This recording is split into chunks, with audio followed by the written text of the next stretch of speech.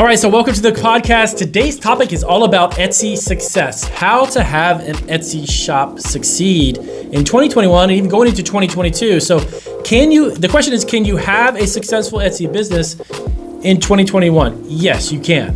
Etsy is a great platform, and I'm gonna go over a few of the steps that you really need to pay attention to in order to do this. I personally have actually sold, with my wife and I, over $117,000 on Etsy worth of baked goods and candies and snacks and good stuff from our bakery and candy shop, and we have nearly 4,000 transactions, and we've been on it for quite a few years.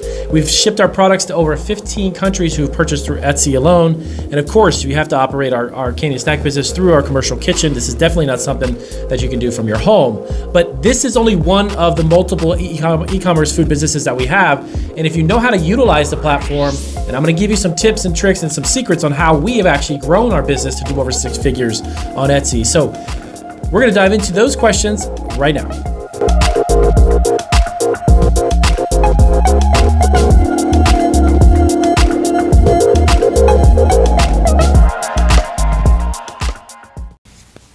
All right, so welcome back. It is Damian Roberti from Marketing Food Online. I am a food entrepreneur, and then this podcast, which of course we'll go ahead and record it and pop it up onto YouTube as well. You are going to learn how you can have a successful Etsy business in 2021 and 2022.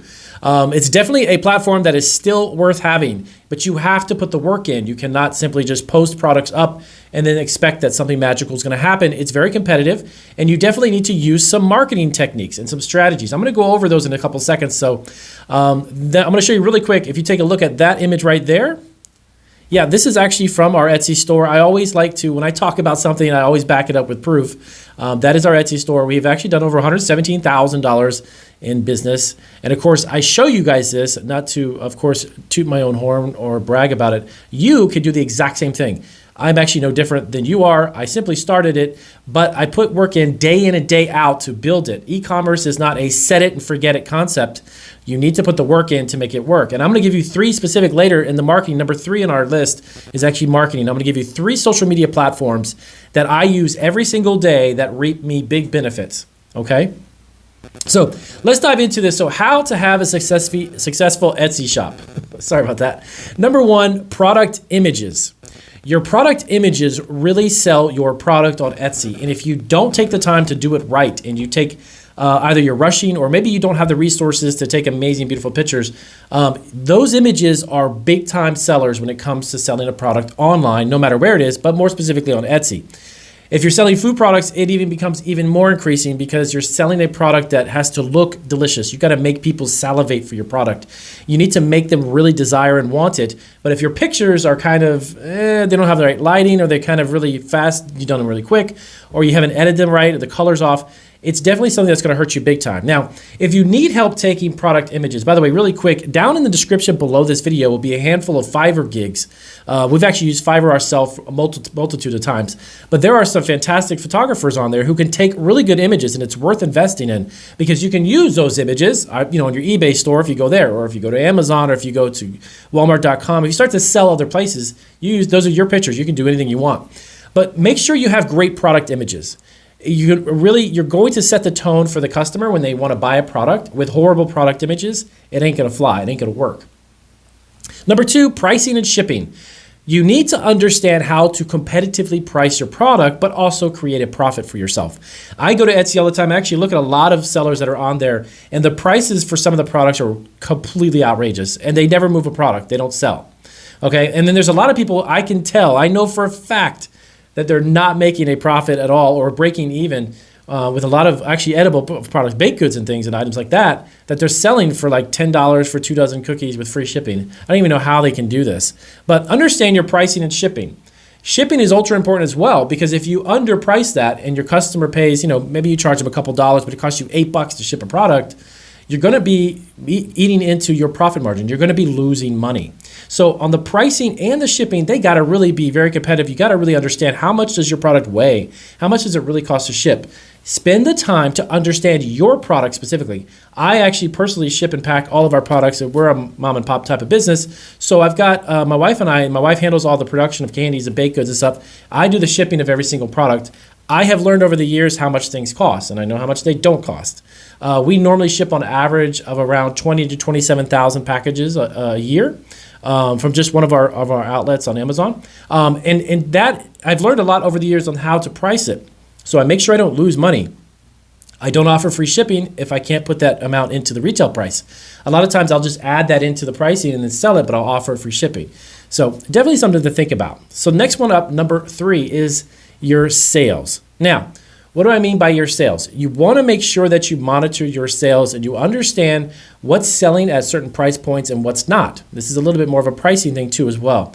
You want to stay on top of that, and you want to know if your product is not moving, come down slightly on the price. This is one of the amazing things about having your own business online with the e-commerce. You can adjust the pricing at any given time, okay? Go through and check your sales. If you've got 2 or 3 items that are just selling out the door and you're making a good margin, you know your profits, fantastic, leave them. Adjust your pricing and know that if you're increase your costs on ingredients, if there's a package increase, you need to go up slightly.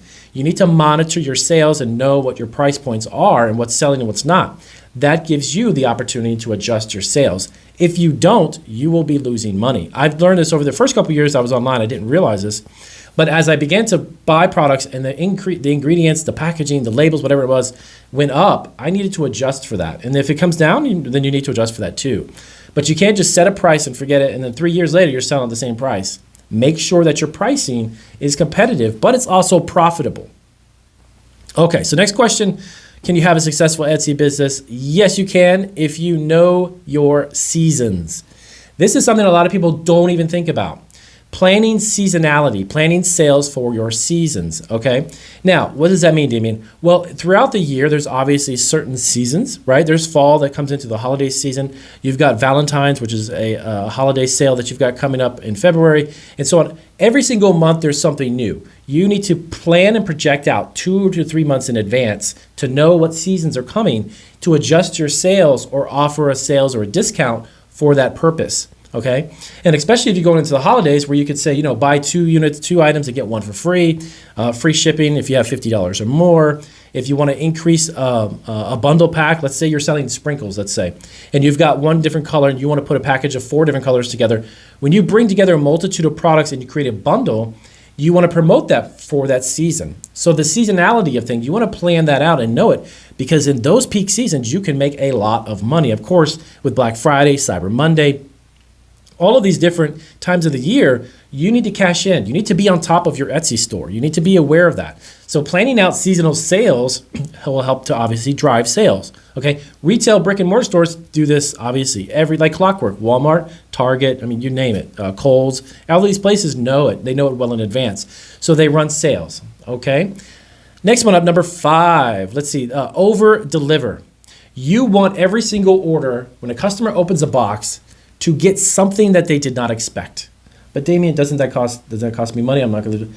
No, it doesn't. If you're selling baking supplies and someone buys $50 or $60 worth of baking supplies, you can't throw a 2 or 3 ounce bag of quote unquote free sprinkles into the bag.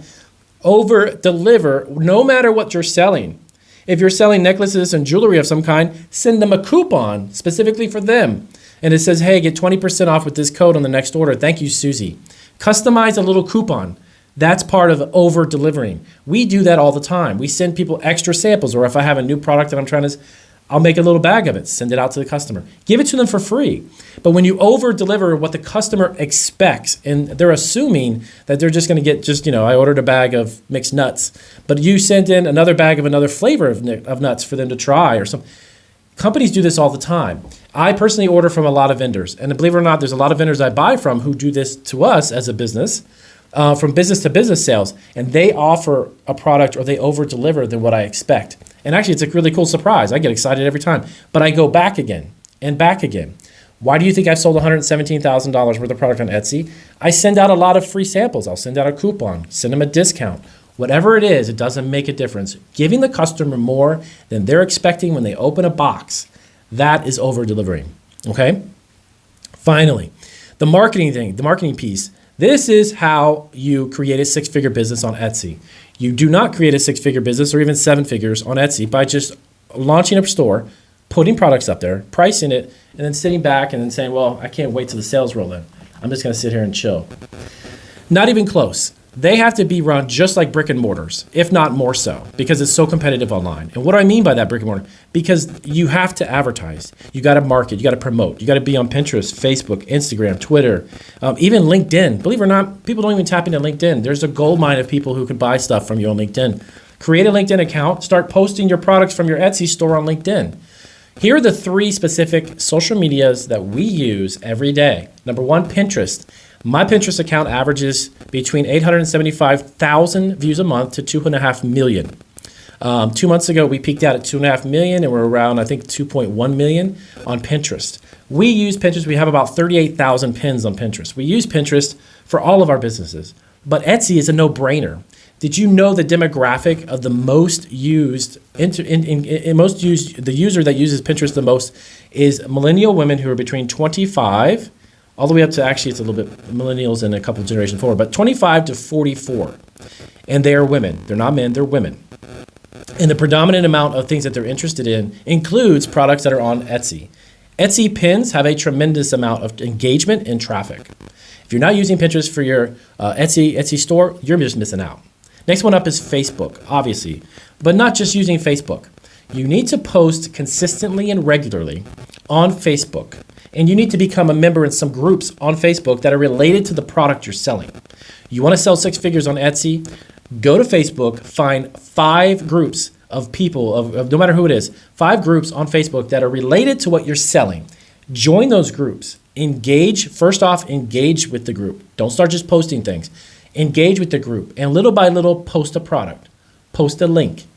Answer a question. Send somebody a link from your Etsy store. You'd be shocked at how this will actually, and this is, by the way, absolutely free. Absolutely free. Okay?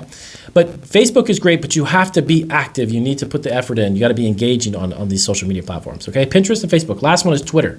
Well, why not Instagram? And I was like, why? Because Twitter has the ability for clickable links, direct links to a product, or just a direct link to a website.